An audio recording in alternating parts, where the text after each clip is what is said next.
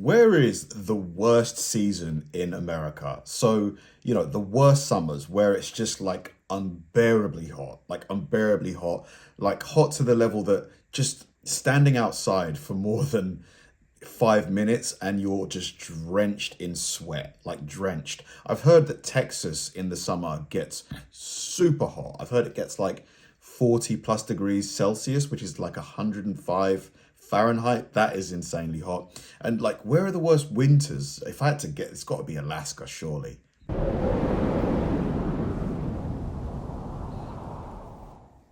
Howdy, it's Kyle talking about what might be the worst season in the US climatically.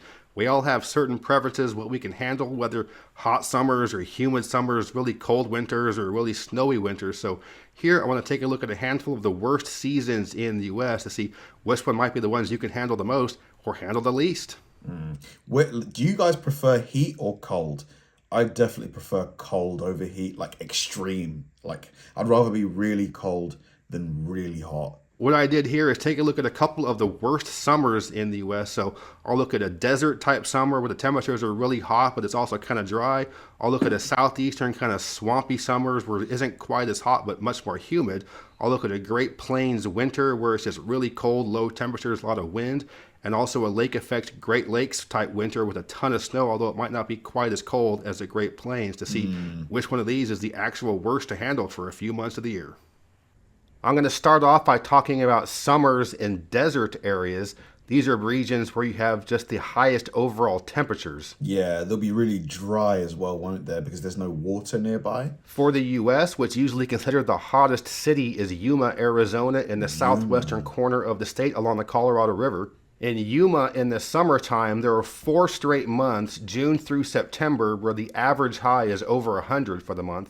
And there are 7 months of the year, April through October, where you have several days within that month well over 100 degrees. And so in some 51 degrees Celsius. Jeez. I mean, I've never experienced that before. Like I've felt 42 and that was unbearable. Unbearable. I can't imagine an extra 8 on top of that. Anyone who's ever been in 122 degree heat, what is that even like? You can't even be outside, can you? Some of these desert areas, you can get summers that just last a long time. Again, it can be 6 or 7 straight months of temperatures over 100, certainly well over 90. And to go along with this, it's almost always sunny. So the sun is just always pounding down on you. It's just relentless. There's often no shade to be found. If you're in the cities, you also have the urban heat island effect going on with all the concrete and asphalt. And it can be generally dangerous to be out in desert summers without sunscreen. Yuma is usually considered the sunniest city in the U.S. And between March and October, at least 90% of the daylight hours has sunshine. Wow. But it isn't just a number. So if you like sunshine, you need to be in Yuma, Arizona. Number of days over 100 degrees. It's also the number of days over 110 or even 115 degrees. In humid places, it might hit 100 degrees every now and then in an extreme summer day, but it's really common to be well over 100, again, well over 110 quite often in a place like Yuma. And with temperatures like that, the fact that it's a dry heat doesn't matter too much because it's just so freaking hot. But one huge difference between... Wow, look at this. This looks like a different planet. Like this sky, the color, beautiful. Dry and humid summers, so in this case a desert, at night the temperature cools down quite a bit. So even in Yuma, in those months where the high temperature is over 100, the low temperature might be anywhere between the 50s and mid-70s. But for these dry climates with these really high temperatures, it's only extreme heat for the middle of the day. It's usually about 10 a.m. to about 6 p.m. where the temperatures are really, really hot. So for a place like Yuma or even Phoenix, it really isn't any better than Yuma. As long as you can stay inside in air conditioning during the middle of the day in the middle of the summer, it's not that bad. Can you imagine working outdoors in like a 50? You can't. It's like, sure, you can't. Like at that point, you literally can't do it, can you? Like working outdoors in 40 plus degree or 100 plus degree heat. But if you need to be outside and or the air conditioning isn't working, well, look out. Look Okay, so out. those are desert summers. What about hot, swampy, humid summers? And my example city for this category is going to be New Orleans. The biggest difference between a desert and swampy type summer is going to be the humidity.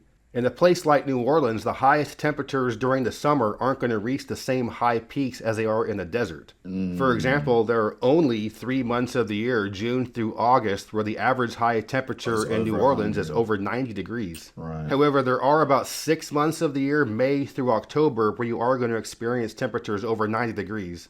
So what are the big differences with having a really humid summer as opposed to a hot, dry one? For all 12 months of the year, the average relative humidity in New Orleans is over 72%. Humid summers. Yeah, the stickiness, like, you get all greasy and yeah, humid summers are like probably worse than dry summers, I would say. It gets really humid here, in London in the summer, and because the buildings are all like brick, like thick walls, the heat just stays inside. And in those really hot summer months, it ranges between 76 and 80% relative humidity on average. And when the relative humidity is that high, you don't get the evaporative cooling effect that you normally would get when you have sweat evaporating. So you just stay hot and sticky and disgusting all day. But to me, the biggest difference between a dry heat and a humid heat is the nighttime temperatures. So again, for Yuma or other places in the desert, the overnight low temperature, even during the summer, is going to drop quite a bit. In a humid climate like New Orleans, the overnight low isn't going to be that much lower than the overall high of the day. And if you're familiar with southern summers, you know even during the middle of the night, it's pretty humid and sticky. And that's also evidenced by the fact that in New Orleans during the summertime, the percent possible sunshine during daylight hours is only about 60 to 65%. A lot of cloud cover, a lot of rain, a lot of storms, a lot of humidity during the summer makes Wow. A very pretty dog the summers in New Orleans pretty gross. enjoying the And the carnival. third place in the U.S. I'm going to look at for awful summers is Austin, Texas. This Yes, is where you I've have heard. summertime temperatures really hot like the Southwest, although not quite as hot as Phoenix or Yuma. And you have summertime humidity that's pretty high like the Southeast, although not quite as bad as New Orleans. Oh man, so you've almost got like the worst of both worlds, like the heat and the humidity. I mean, what do Texans do? Like people from Austin, like do you just stay there and just bear it? And I suppose there's air conditioning everywhere, or do you like leave the state for a while and go somewhere cooler?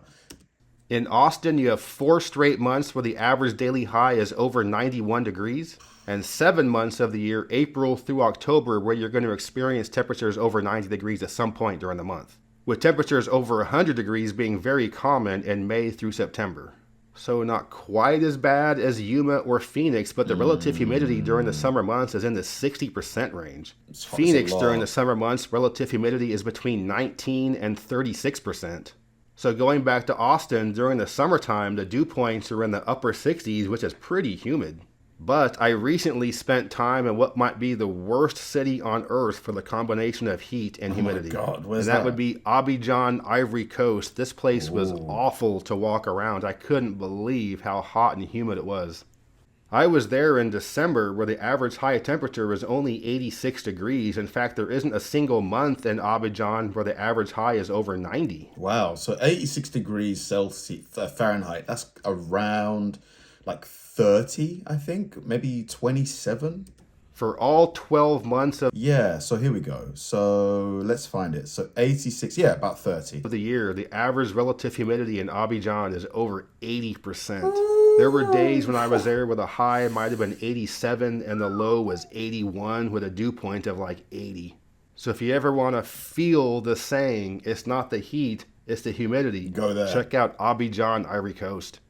So those are what I would consider the worst summers in the U.S., as well as possibly the worst summer on Earth. But let's take a look at some of the worst winters in the U.S. Because it's easier to get warm than it is to get cool, if you know what I mean. Like here, just wear multiple layers. I could comfortably be outside, comfortably. Like if I had like a nice thick coat, a nice thick jumper, sweater, and all that stuff. Whereas even if you're wearing a t-shirt, like, or a vest, or even shirtless in like, 40 degrees Celsius, 100 degree heat, I'm still going to be sweating, like drenched.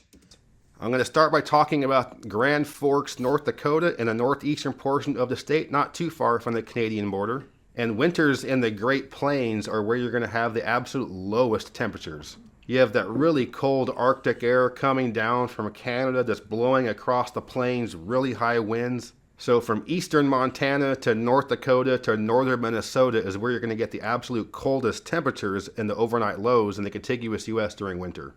I'm choosing Grand Forks because it's not that far from Winnipeg, Manitoba, which is considered the coldest big city in North America.